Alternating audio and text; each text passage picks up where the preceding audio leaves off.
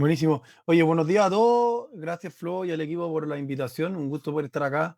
Un gran saludo a todos los profesores que están, por lo que veo, a lo largo de Chile. Yo me encuentro en estos momentos en Londres, por eso estoy con polera manga corta. Mientras ustedes sufren frío, acá hace un calor terrible.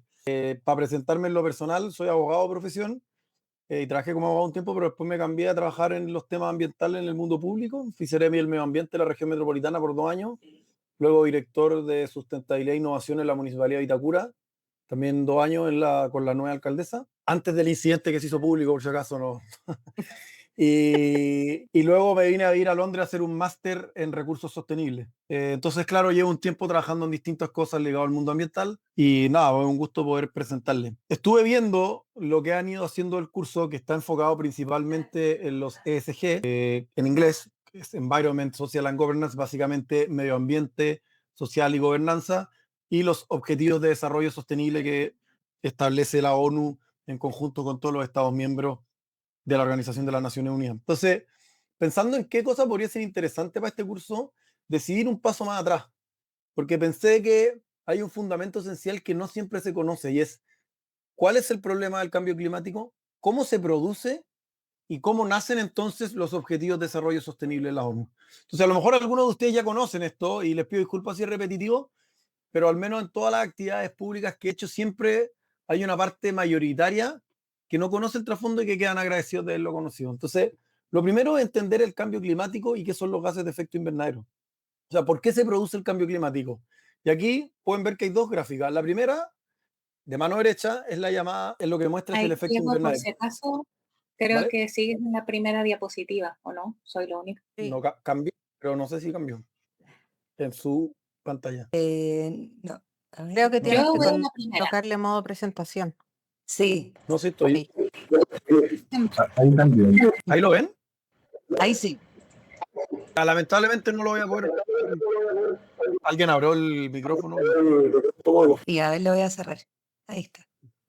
Pucha, lamentablemente no lo voy a poder poner en modo presentación, pero se ve igual, así que no hay problema. Si tampoco es algo tan formal, esto es para que tengan el contexto. Pero básicamente estas dos diapositivas, o sea, estas dos gráficas explican lo que son los gases de efecto invernadero y cómo se produce el cambio climático. Y el cambio climático, básicamente, o sea, el efecto invernadero es aquel efecto que impide que el calor de la Tierra salga. Es decir, y hay ciertos gases que producen el llamado efecto invernadero. El carbono, que es el que más conocemos, pero también el vapor de agua, el metano y otros adicionales. Y lo que hacen es evitar que el calor salga y por lo tanto el calor se retiene. Entonces, no sé si han visto ustedes un invernadero donde se producen plantas, no tengo idea, lechugas, tomates. Lo que hace un invernadero es retener calor y por eso uno puede producir a mayor velocidad o producir en periodos en que normalmente en la Tierra no se producía, como producir un tomate en invierno. Entonces el efecto invernadero es aquel efecto que producen ciertos gases especiales, como el carbono o el metano, y que hacen que el calor en la Tierra se retenga y aumente de manera considerable. Y ahí los invito a ver en el fondo este gráfico de la izquierda. La Tierra históricamente ha tenido procesos de glaciación y de calentamiento, es decir, que la Tierra se caliente o se enfríe es normal. La película La Era del Hielo muestra una realidad, porque hubieron periodos de hielo máximo en la Tierra y hubieron periodos máximos de calor, eso nos ha mostrado la ciencia. La diferencia está en que o sea, es decir, que ahora la Tierra está en un proceso de volver al calentamiento, de derretimiento de los polos es normal. Lo que es anormal es que se produzca tan rápidamente en un periodo tan corto de tiempo. Es decir, desde 1950 el calor de la Tierra se ha disparado y cada vez podemos ver los efectos más claramente en el día de nuestra vida. ¿Cuál es el efecto más clarísimo que existe en Chile hoy en día, a mi juicio? La sequía. Hace un año, creo que eran 250 las comunas de Chile que tenían un decreto de escasez hídrica. Es decir, 2/3 del país estaba sufriendo un proceso de mayor o menor medida por la sequía. Es decir, el clima ha cambiado. En algunos lugares se producen efectos positivos. Por ejemplo, hoy en día en el sur se pueden plantar árboles frutales que no existían, como para dar un efecto de tierras que hoy en día son agrícolas y productivas y que antes a lo mejor no lo eran tanto. Y esto también pasa en otros lugares, pero el problema es que en el largo plazo los efectos a nivel global son muy, muy negativos. ¿Cuáles son esas fuentes de gases de efecto invernadero? Hay dos. Como les decía, primero están las naturales, la descomposición de la materia orgánica, un volcán, la acción volcánica genera millones de toneladas de gases de efecto invernadero pero eso es parte del equilibrio natural de la Tierra. El problema es que muchos de estos se producen por actividad humana. ¿Y cuáles son las principales? La quema de combustibles fósiles, es decir, el uso de petróleo principalmente, pero también de gas o carbón, y todo eso en su gran mayoría es para producir algún tipo de energía, los procesos industriales y la manufactura, la deforestación y la agricultura, y los residuos. Por eso después vamos a hablar un poquito de el reciclaje. Entonces, aquí pueden ver en el cuadro de la derecha cómo han ido evolucionando las emisiones de gases de efecto invernadero en Chile. Chile es un país que produce muy poquitos gases de efecto invernadero, o sea, nuestro aporte al mundo es mínimo, pero es un esfuerzo colectivo, porque el cambio climático no distingue fronteras, simplemente es un efecto mundial. Entonces, todos tenemos que poner de nuestra parte para solucionar esto. Entonces, ¿qué es la COP? Porque ya van a entender cómo voy a llegar a los objetivos de desarrollo sostenible. No sé si se acuerdan que justo antes del 18 de octubre del 2019 se iba a hacer un gran evento ambiental en Chile que se llamaba la COP, número 25 en ese entonces. Eso se llama la Conferencia de la Parte. Es la cumbre anual medioambiental que partió en el año 91 en Río de Janeiro, que fue la número 1, y luego fue avanzando con distintas sedes en distintas partes del mundo. La número 25 se iba a ver en Chile, y es la actividad donde vienen representantes de todos los estados del mundo, que son todos los países más el Vaticano, a negociar condiciones y un acuerdo para hacer frente a estos gases de efecto invernadero. Es decir, van los países y dicen, ok, ¿qué es lo que nosotros podemos hacer para que este calentamiento global no siga aumentando? Y eso lo hacen una vez al año en algún país sede. Este año es nuevamente en Brasil, en la Amazonía, no recuerdo el nombre de la ciudad porque es súper poco conocida, pero el año pasado fue en Azerbaiyán, hace un par de años en Londres, y la más conocida de todas es la de París, que fue la número 21 en el año 2015, y ahí se dio el llamado Acuerdo de París. Es decir, se produjo el cambio, los gases de efecto invernadero, el cambio climático. Los países comenzaron a juntarse desde el año 91 para decir qué vamos a hacer con esto. Llegan a París en el año 2015 y llegan a un acuerdo que se le llama el Acuerdo de París. ¿Qué dice ese acuerdo? Cientos de miles de cosas. Pero ¿qué es lo más relevante? Los países se pusieron como objetivo que el planeta no se caliente más de 2 grados y ojalá no llegar a más de 1.5. Y eso todo previo al 2050. ¿Y cómo los países en el fondo cumplen con este acuerdo?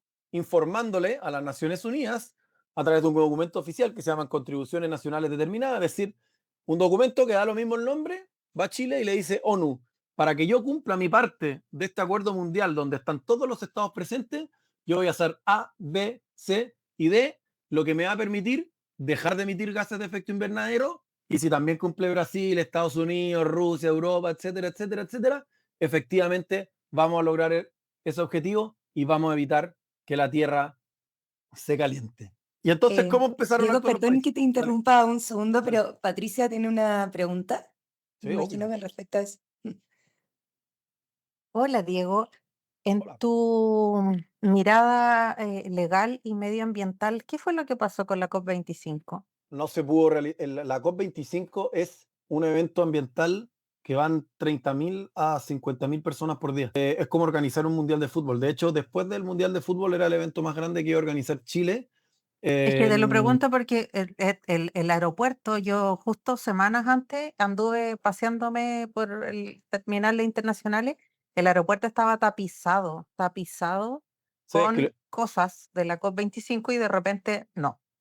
sí, pues, de hecho estaba todo en el parque Cerrillo, donde estaba el aeropuerto. Antes se iba a hacer el evento, se había contratado todo, pero recuerden que fue el estallido social en octubre del 2019, entonces no habían condiciones de seguridad. Imagínate que venían 60 presidentes, a veces venían reyes, porque recuerden que en Europa todavía hay reyes, representantes de Estado, miles de personas, ministros de Estado, y estaban todas las Fuerzas Armadas desplegadas por todo Chile, entonces no estaban las condiciones de seguridad. De hecho, ese año también era la final de la Copa Libertadores, y también se suspendió, y también había un encuentro creo que el G20, algunos de los países más desarrollados iban a venir a Chile, también se suspendió, y es básicamente condiciones de seguridad. Ahora, la COP25 se hizo igual, se hizo en España, en Madrid, pero copresidenciada, por decirlo de alguna forma, entre España y Chile.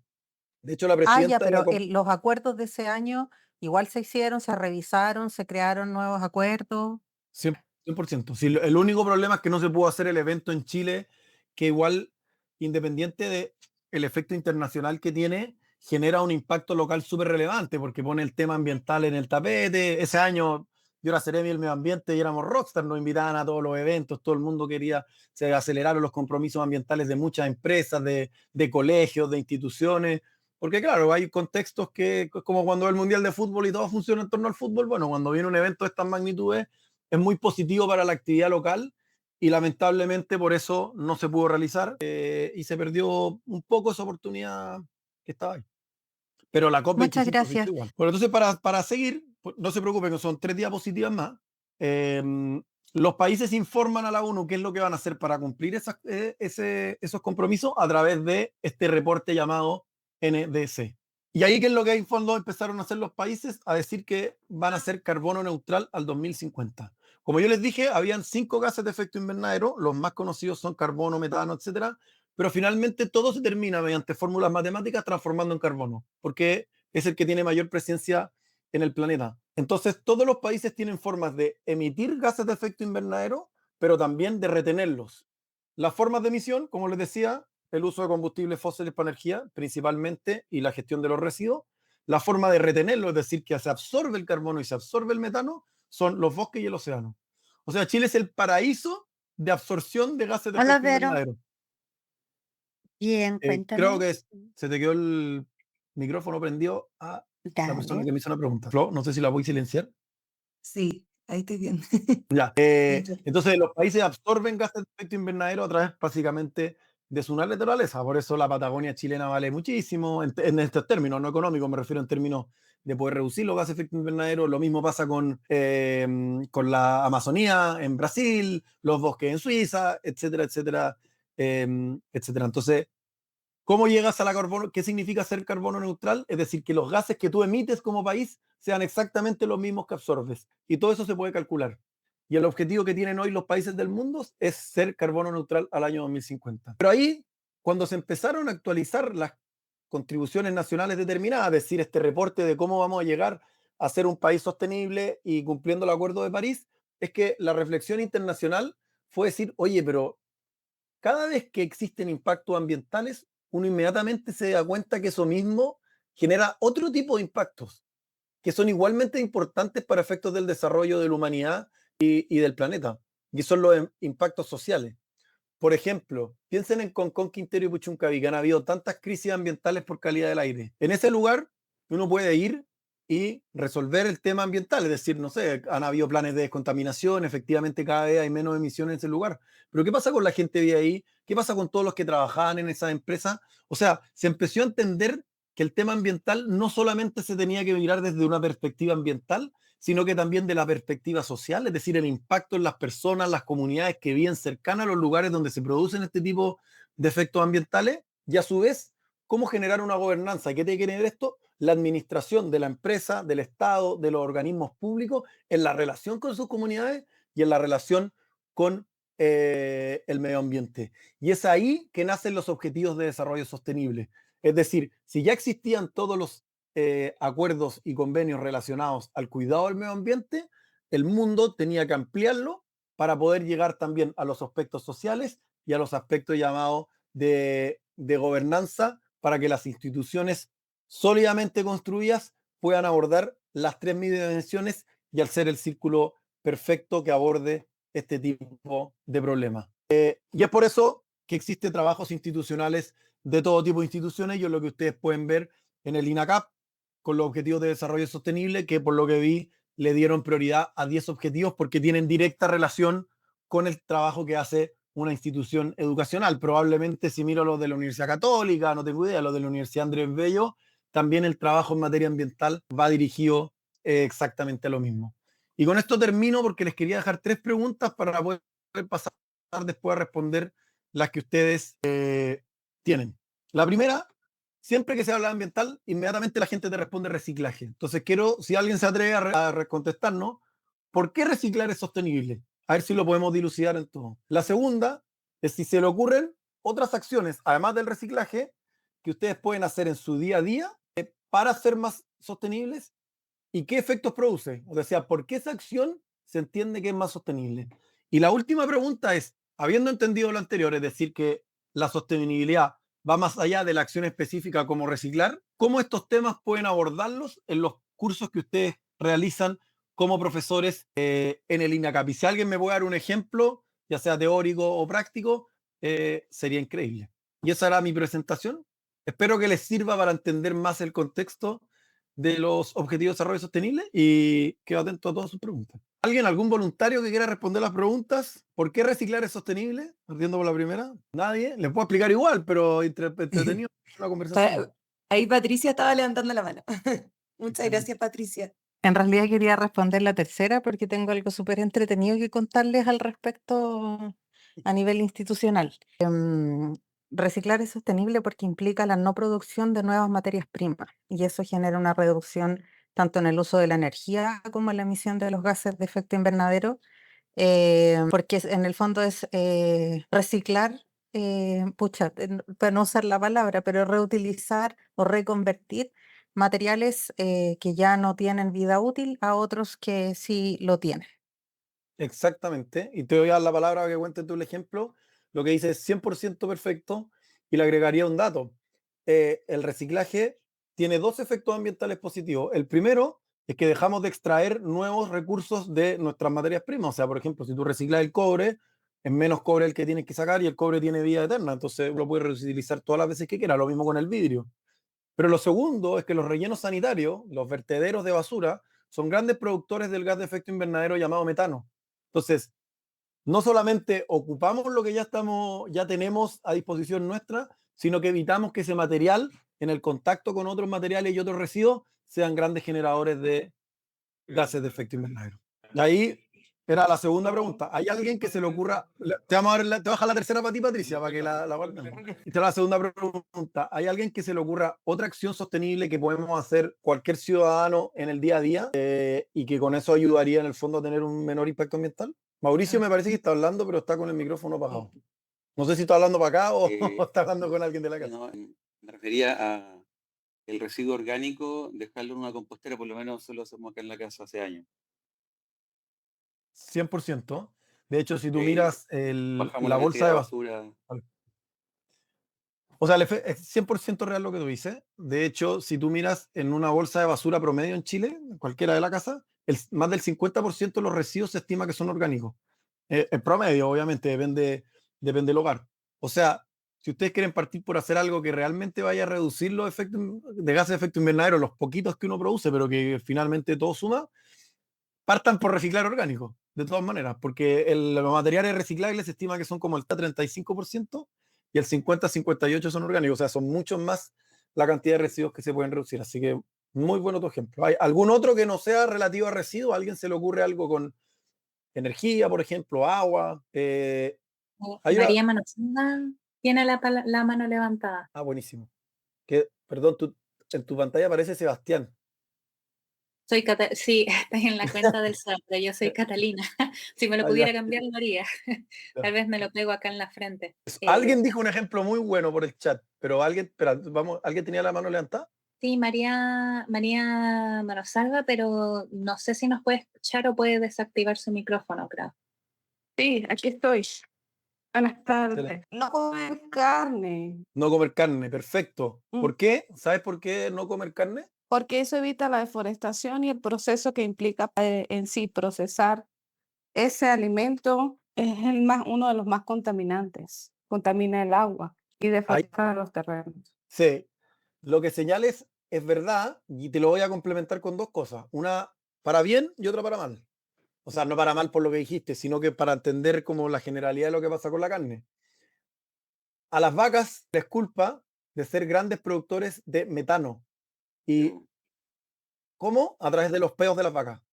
La digestión de las vacas para comer el alimento que es el pasto, producen metano y son grandes, en el fondo, productores de gases de efecto invernadero. Entonces es el principal punto por el cual se le critica a la carne ser ¿cómo se llama? Un material, por decirlo, un ser vivo que es productor de gases de efecto invernadero. Probablemente los seres humanos también, pero bueno, no nos vamos a poner a tener pero seres humanos.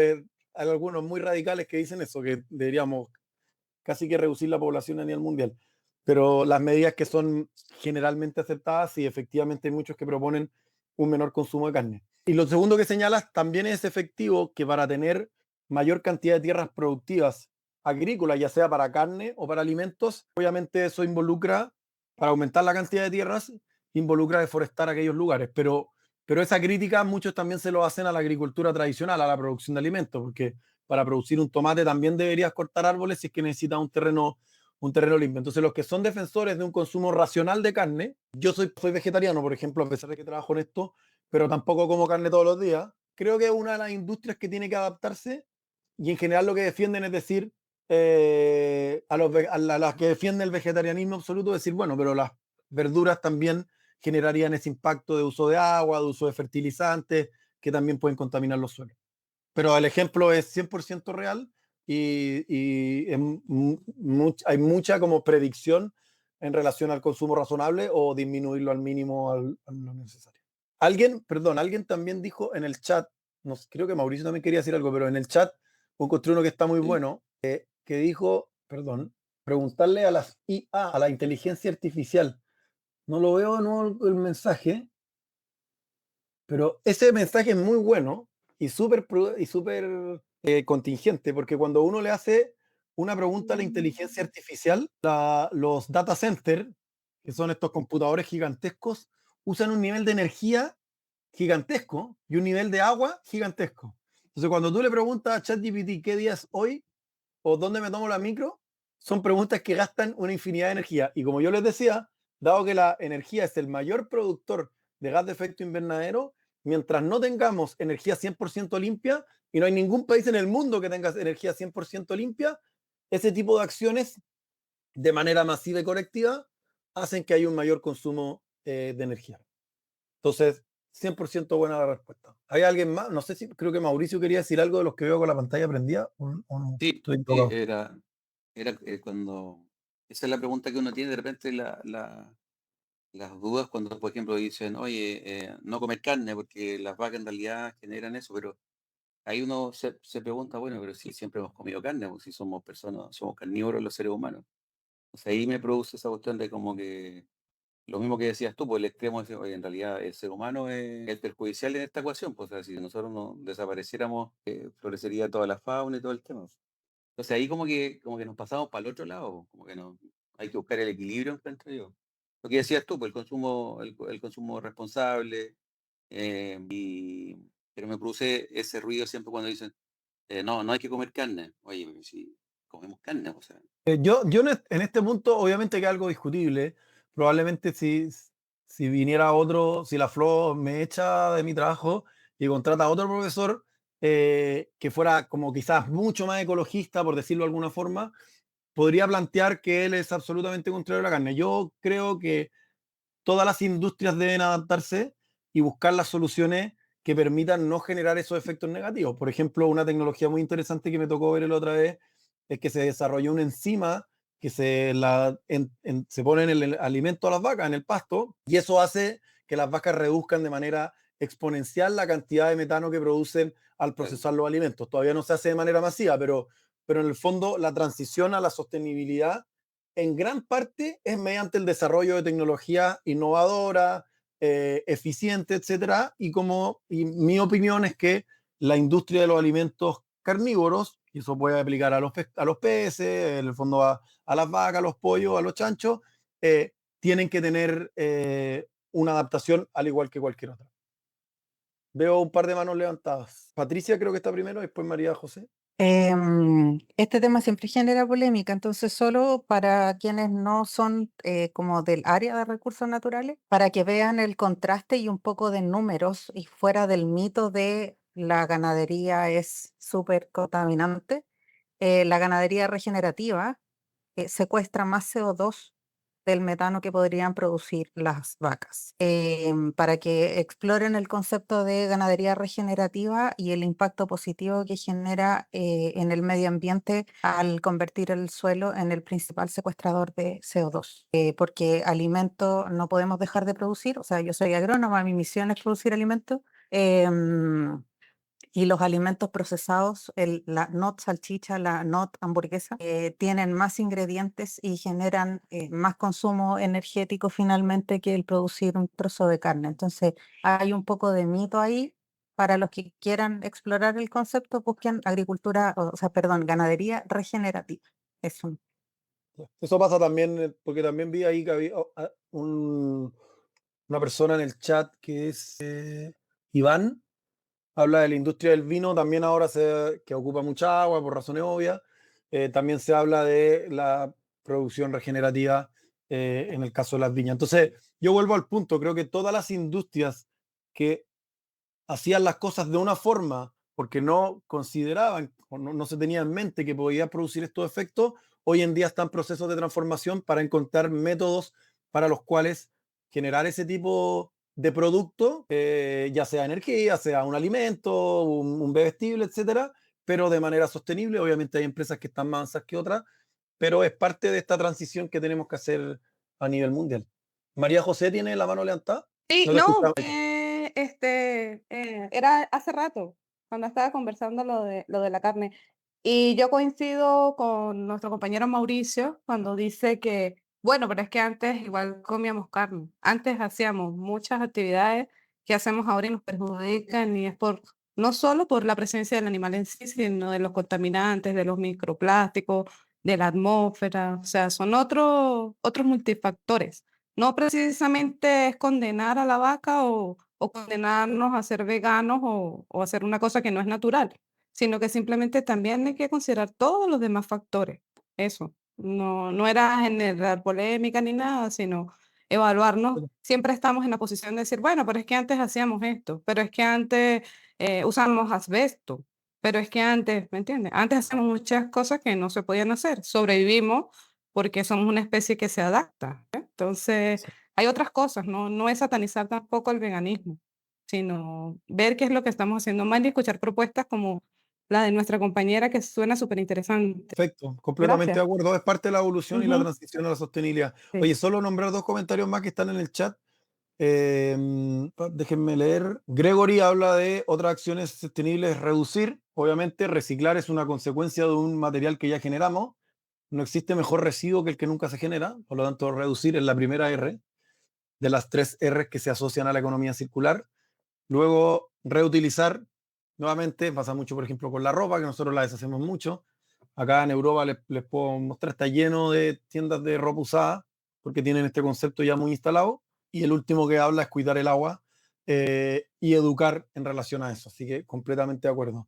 Después, Sebastián cuenta que cada vez que se ducha, apaga el agua cuando se va a echar champú y acondicionador. Así que también es una acción. Básicamente, el mayor consumo de agua en Chile está en la agricultura para producción de alimentos y luego estamos en las personas. Y siendo la sequía el mayor problema, todos podemos contribuir de alguna forma y nadie nos va a premiar ni nos va a decir algo. Es decir, las acciones que nosotros hacemos en nuestro día a día son los que colaborativamente generan esta masa de movimiento de tener un mundo más sostenible. Así que bien, Sebastián, ahí por la acción. Espero que no le dé mucho frío ahora en el invierno cuando tengo el agua apagada. Pero también ducharse rápido. Había un video de cuando estaba la ministra Smith en el gobierno anterior que era me ducho en 3 minutos, que se hizo muy viral. Se duchaba con el gallo, el casado con hijo, no me acuerdo el nombre.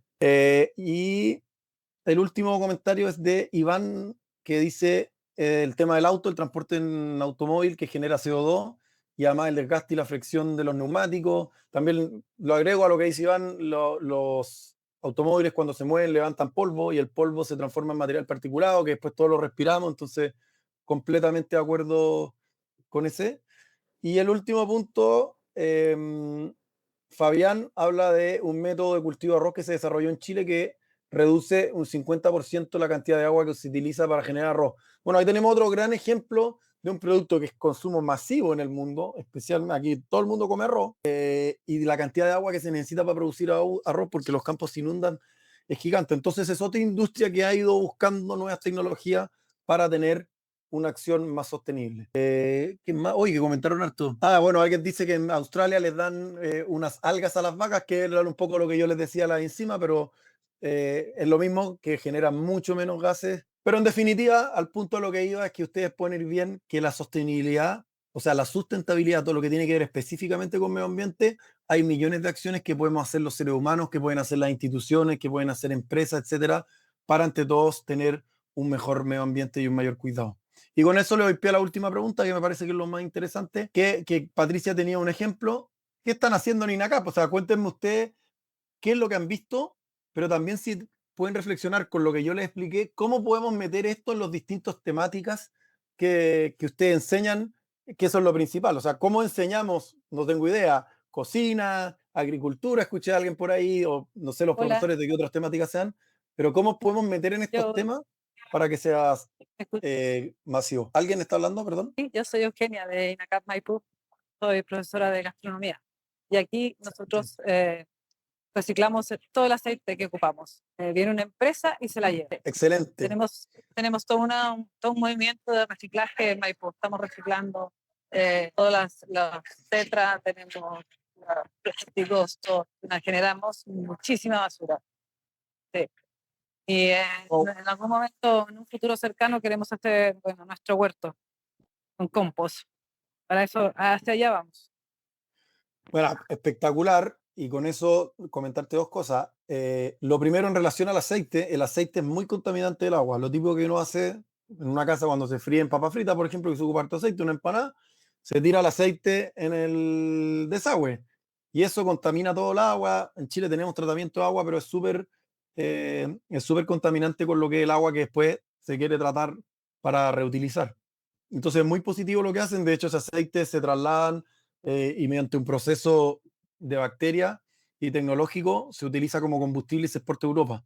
Cuando trabajé en la municipalidad de Itacura también teníamos puntos de recolección y eran más hartos litros los que se salvaban. Y lo segundo que, Eugenia, como tú decías, si eres profesora de cocina, si no me equivoco, eso es lo que entendí, producir alimentos por sí mismo, tener una huerta, quizás con el tratamiento además de los residuos orgánicos en el mismo lugar para que con ese compost alimenten la tierra con que producen, obviamente ahí se produce la llamada economía circular perfecta y es un tremendo ejemplo que en cocina puede sonar más fácil porque esto lo podemos aplicar de alguna forma en ingeniería también, pero es un tremendo ejemplo de cómo un ramo que enseña un profesor puede tener ciertos principios de sostenibilidad con los cuales transmitir este conocimiento de manera indirecta al objetivo principal del ramo de los alumnos que ustedes tengan. ¿Alguien más por ahí? No sé si quieren señalar algo. Iván comenta en el chat, dice, la contraparte de la antigua agricultura hoy es la agricultura regenerativa y propiciar la regeneración de suelo a través de prácticas como compostar, plantar árboles, sacar el suelo y despejar la tierra. Claro, esa es una de las acciones en términos del tratamiento de suelo que permiten refortalecer los suelos y mantenerlos productivos, sanos, y eso involucra la microbiología presente, la naturaleza que se encuentra alrededor, sin dejar de por eso producir lo que necesitamos los seres humanos para vivir. ¿Alguien más que se la quiera jugar? Perdón, Mauricio, No, dale. ¿No? lo que iba a comentar en la sede de Concepción, igual se recicla el aceite en gastronomía o va a una empresa y la retira. En los talleres automotrices también hay un manejo de aceite y residuos también. Pero, no, o sea, lo que tú preguntabas si se hacen cosas en la sede, en realidad como que declaramos mucho y no hacemos tantas cosas. Por ejemplo, el tema del orgánico en gastronomía hace años que se debería hacer, pues, porque nosotros acá igual hay harto terreno para hacer eh, lo mismo la cantidad de latas que ocupan los chiquillos con sus bebidas. Hace años había un alumno que se dedicaba a recolectar las latas sacar las latas de la basura. Varios años atrás había un chico que recorría toda la sede y juntaba latas. Pero falta todavía, como que nos faltan ese tipo de cosas porque que no son tan difíciles de aplicar. Entonces, como tú preguntas, ¿qué cosas en la sede uno observa? No, hace un mea culpa como que poco observamos. Lo que sí Vamos hacemos a... clase, uno hace clase, yo hago clase de innovación, también igual uno estimula, genera conciencia, lo que hacemos los educadores en general, pues, generar básicamente eso, generar conciencia, consumo responsable y ese tipo de cosas. No sé, pues antes de comprar algo y pregúntate si realmente lo necesitáis o lo estás deseando nomás por alguna una cosa, pero en realidad no hacemos muy pocas cosas, declaramos mucho y hacemos poco. Me da culpa. Bueno, pero ahí podemos hacer algo entre todos, porque por un lado, Sí, la buena noticia para ustedes es que yo trabajo como asesor de una empresa de recolección y producción de residuos orgánicos. Por lo tanto, voy a ver si encuentro alguna forma de llegar al equipo directivo. Quizás la Flo me pueda ayudar de INACAP para decirle que existen alternativas, no sé en todas las regiones, porque estamos buscando Bueno, desarrollarlo en todas las en regiones, todas las escuelas de gastronomía de son todas maneras. toneladas y toneladas de residuos. Y el reciclaje también, el reciclaje hay materiales que se venden, el aluminio es carísimo, Sí. el vidrio también tiene un valor de mercado, el cartón, por eso están los recicladores de base que se han vuelto buscando materiales, porque generan, no es mucho, pero se puede hacer una gestión de residuos que permita no un gasto sideral de recursos y que sí tenga un efecto concreto en la institución. Así que ustedes presionen a su jefe y yo voy a ver si puedo llegar al equipo directivo a ver si hacemos algo en conjunto. No sé si alguien más tiene algún otro ejemplo que quiera contar, que ha visto en su alumno. Víctor tenía la mano levantada hace rato, pero no sé si está por ahí. No, también Patricia. Ya, de nuevo.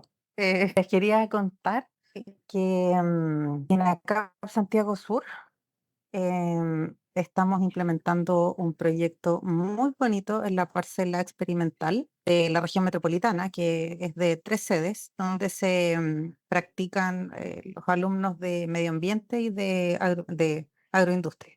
Implementamos bandas florales para hacer corredores biológicos, restablecer la salud general del suelo con todo lo amplio que significa tener flores Patricia, nativas. no te quería pedir Dime. solo si les puedes explicar qué es un corredor biológico, porque me parece que es algo muy Como importante. lo dice la palabra, es generar una especie de calle de vida. En particular, lo que nosotros estamos haciendo es colocar flores nativas en un sistema escalonado, o sea, así como de una que tiene una altura bajita, otra altura mediana y una altura más grande, y así sucesivamente.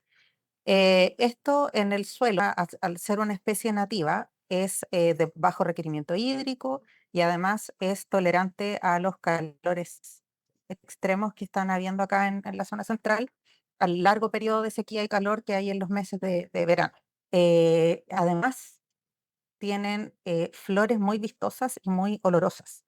Entonces son potentes atractores de insectos benéficos y que además también son nativos y que están en vías de extinción, como la avispa chilena, el abejorro chileno, la abeja chilena, y hay una mosquita también que no tiene nada que ver con la mosca de residuos típica de las casas, sino que es un díptero pequeñito, hermoso, dorado, que tiene función también polinizante. Entonces, esto va a aumentar la retención de humedad en el suelo, va a mejorar las propiedades químicas, físicas, biológicas del suelo y además vamos a restablecer un ecosistema en donde durante años ha habido agricultura intensiva con utilización de agroquímicos, entonces hay muy poca fauna de insectos, sobre todo a nivel local.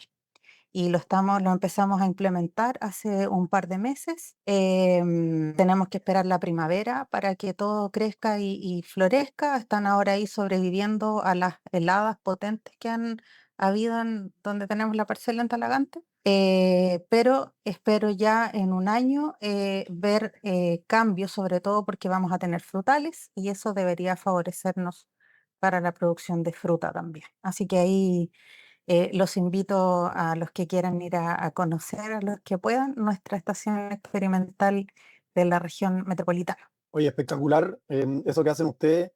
De hecho, me tocó verlo también en Providencia y en Vitacura. Trabajé un rato en la municipalidad de Vitacura, pero tengo que ser honesto intelectualmente que los originales fueron de la municipalidad de Providencia, que fue el recambio de los espacios verdes públicos por especies de bajo consumo hídrico.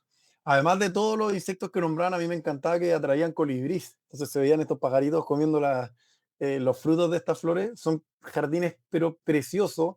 Tienen flores el año entero, o sea, van variando qué tipo de planta, pero en el fondo están florecidos siempre. Consumen 70% menos de agua, se regeneran los suelos, es prácticamente increíble. Y de hecho pueden pasear, hay varias plazas de Providencia, por ejemplo en Vitacura, en Avenida Manquehue, frente a la clínica alemana. Para los que están en Santiago, perdón los de regiones, pero es para que vean, pero en la página web de la Municipalidad de Vitacura, y esto es útil para todo Chile, pueden descargar el manual de paisajismo sustentable y les dice exactamente cómo construir un jardín como sustentable en sus propios hogares y qué plantas se adaptan mejor según la zona del país en la que viven. Así que 100% recomendado. Y además, ya que Patricia está invitando a visitar su huerto autogenerativo, me parece que es Iván, comenta que en Copiapó tienen jardines autosustentables y huertas y hacen compost. Así que tienen un ejemplo vivo. Supongo que lo está invitando a todos a Copiapó para que también pasen a darse una vuelta, si es que están por Copiapó, y puedan ver que en el fondo es bueno que el INACAP, a lo mejor no de forma tan organizada como nos gustaría, pero sí hay profesores motivados y que están haciendo este tipo de acciones junto a sus alumnos. ¿Alguien más que quiera señalar un ejemplo, alguna actividad que haya hecho con los alumnos o algo que haya tocado en su ramo o quiere preguntar sobre si lo queremos ayudar? Ejemplos que podría tener en sus propias clases. Oye, sí, nosotros tenemos una compostera enorme, pero no tenemos materia prima. Así que los que quieran hacer una colaboración acá con Santiago Sur para entregarnos materia orgánica, nosotros tenemos un espacio destinado en la parcela para hacer compost, pero nosotros no producimos, no tenemos gastronomía. Entonces, y en la parcela no hay casino, entonces nosotros no producimos materia orgánica para que ahí ojalá salga algo en conjunto. Ah, mira, desde aquí de Maipú voy a ver qué puedo hacer, que en realidad generamos mucha basura orgánica, mucha, no te imaginas. Buenísimo, ahí quedan en contacto entonces Eugenia y Patricia. No es tan fácil trasladar residuos para que lo tengan presente, pero a lo mejor se puede, ¿no? No, sí, sí, pero no, hay que ver cómo, hay que gestionar. Sí, sé que es Exactamente. difícil, es complejo, sí, lo sé. Pero si no, poner compostera dar una compostera de grande puede ser 2 metros, no, 2 metros gigantes, una 1 por 1, y se pueden generar el compost de manera, o sea, mi mamá hace compost en su casa hace años y lo hace con los residuos del jardín, con los de la cocina, entonces hay que aprender a hacerlo, pero es algo súper sencillo, que en verdad en cualquier lugar se puede hacer compost. Aquí está hablando Gregory sobre las IA. Dice, ¿cómo podemos reducir nuestra huella en el uso de las tecnologías siendo que son la tendencia? Es una muy buena pregunta y ahí hay 2 respuestas. La primera, que es un desafío global. Como yo les decía, la mayor generación de gases de efecto invernadero es la producción de energía. Y dentro de la producción de energía, se estima que son las termoeléctricas que utilizan carbón para la producción de energía. El 70% de los gases de emisiones en el mundo se estima que vienen del sector de la energía y una gran parte de esto. Es por eso que los países se han comprometido a reducir la cantidad de dependencia del carbón. Y por eso ustedes han escuchado quizás, pero que se han ido cerrando muchas de las termoeléctricas. No solamente porque contaminan como el aire respirable, sino porque emiten estos gases de efecto invernadero. Entonces, la gran transición que se está haciendo en materia energética en el mundo es ocupar fuentes de energía renovable y limpia, cosa que cada vez que cualquier industria, como en este caso una tecnología tipo ChatGPT, usa energía, que la energía que use no sea energía sucia. Y eso, por lo tanto, no se produzca. Entonces, hoy en día ese balance todavía no se da, porque es muy difícil producir 100% energía renovable y además, por ahora, es muchísimo más caro. De hecho, hay que verlo de una forma simple. Cuando tú tienes una termoeléctrica básicamente utilizando carbón y calor, se hierve el agua y con ese vapor se giran motores que generan electricidad. Y eso produce el carbono. Cuando tú tienes un panel solar, el, el sol le pega al panel y ese panel transmite energía hacia la red. Pero ¿cuál es la diferencia entre una y otra? Que la termoeléctrica produce energía a las 24 horas del día y el panel solar solo cuando el sol está calentando, es decir, entre las 11 y las 5 de la tarde, o quizá un poco más en el verano, pero ¿cuándo se consume más la energía? Durante la noche. Lo mismo pasa con el viento no sopla todo el tiempo. Entonces, como no hay una estabilidad de producción energética, hace que se tengan que cubrir los turnos donde no se produce energía renovable con la energía que es más sucia, y eso hace que el balance todavía no sea 100% limpio. Entonces, la pregunta es, ¿qué están haciendo los países tratando de limpiar sus matrices energéticas lo más posible? ¿Qué puede hacer uno? Es ocuparlo para aquellas cosas que son realmente útiles. No preguntarle tonteras a ChatGPT, esa es la recomendación si es que uno quiere hacer, porque con eso evita que estos grandes computadores terminan haciendo un procesamiento para darte una respuesta que en realidad uno la puede obtener de una manera mucho más simple. O sea, no es dejar de usar la tecnología, todos lo ocupamos, sino que ocuparla de manera prudente cuando uno realmente la necesita. No sé si alguien más quiere comentar, señalar algo. Siguieron hablando por abajo. A ver, el CDK, que fábrica transformó las botellas plásticas en filamento para impresión de 3D. Bueno, espectacular. Ahí ya me sobrepasaron. No puedo explicar técnicamente lo que significa eso, pero suena muy importante. Consulta, dice Pamela. Me han dicho que los compost generan muchas moscas. ¿Eso es verdad? Sí y no. No, si es que están bien tratados. O sea, si uno produce de manera viene el compost, lo revuelve, tiene las lombrices y lo hace bien, efectivamente no producen mosca. Les puedo comentar, mi mamá tiene una compostera en su casa y tú la abres y no hay mosca. Ahora, evidentemente que en el tratamiento de residuos puede generar ciertas atracciones de moscas, sí, pero no es una moscadera donde uno se está muriendo y además la voy a tener en el patio, entonces está del aire libre. Entonces, mi respuesta es, si lo hacen bien, no van a tener ningún problema. Después, Patricia le respondió, Iván. Pamela dice, otra cosa es muy difícil de hacer uno, el compost, supongo que se refiere, no. O sea, podrían hacerlo buscar en internet, las composteras las venden, no sé, en el home center, en la ferretería, y es muy fácil. Es más, el compost se puede hacer en un hoyo en el suelo. De hecho, les puedo dar un ejemplo súper concreto. Ancud tiene un problema de basura gigantesco porque se quedaron sin relleno sanitario hace como 5 años atrás y tenían que llevar la basura a Los Ángeles. Eso significa que cada camión recorría 1.200 kilómetros de distancia desde que iba a Ancud, iba al relleno en Los Ángeles y volvía. Por lo tanto, empezaron un programa de emergencia y hoy en día más del 60% de los vecinos de Ancud tienen algún tipo de compostaje en sus casas. Nadie de ellos sabía, tuvieron que reaccionar por la emergencia, sí, pero hoy en día son un ejemplo, yo diría a nivel mundial, de cómo generar menos residuos en su casa. Después Patricio le responde a Pamela, pero bueno, se generó una gran conversación en el chat. Pero sí, bueno, en resumen, los residuos es una gran parte por la que podemos partir en nuestros hogares, el cuidado del agua, eventualmente hay fondos públicos del Banco de Estado, del Ministerio de Energía, va a tener paneles solares en la casa, hay un apoyo económico ahí, y todas esas acciones al final hacen que entre todos colaboremos a tener un planeta más sostenible. Eso, no sé, Flo, creo que respondimos todo, no sé si queréis decir algo más o... Sí, súper bien. Lo bueno es que van a tener otro espacio con Diego, va a haber una segunda tutoría, así que si es que llegan a tener más dudas o en las próximas sesiones les surge alguna otra consulta, va a haber un segundo espacio. Así que nada, agradecerles por conectarse. Muchas gracias, Diego, por esta tutoría. Y eso si tienen dudas sobre las sesiones, sobre el trabajo en grupo. Bueno, esta semana tienen que terminar la sesión 2 y la próxima ya es la sesión 3 y viene la siguiente tutoría. Eso en Ahí por general. último Cata, en la siguiente tutoría también podemos hacer más sí, preguntas prácticas, que quería hacer esto un poco más teórico para que entendieran el contexto. sí. También nos pueden ir preguntando por el chat de Circles o escribirnos, hablar con... Ahí los podemos contactar si es que tienen alguna pregunta directa para Diego. Le vamos a escribir. Pero eso. Y felicitarlos porque van muy bien en el curso. Vemos que están haciendo un gran trabajo en grupos. Así que muy bien. Eso, muchas gracias, Diego. Y yo Chao creo a que ahora, todos, en honor al tiempo, ya podemos cerrar. un gusto conocerlo y nos Cata, vemos en sí. 2 semanas, creo que. O la próxima, no sé. ¿La próxima? No, es la próxima. Perfecto, ya, nos Lo vemos en 2 siento. semanas. Chao a todos, que estén muy bien. Nos Adiós. veremos el próximo martes, el 15 de julio a la misma hora. Chau, chau. Muchas Muchas gracias. gracias a todos. Nos vemos. Genial. Súper, gracias, profes. Muchas Ahí gracias. pueden usar si Chao. quieren el Padlet del curso para compartir sus proyectos o ideas. Ah, Nos vemos en la próxima ok, tutoría. chao.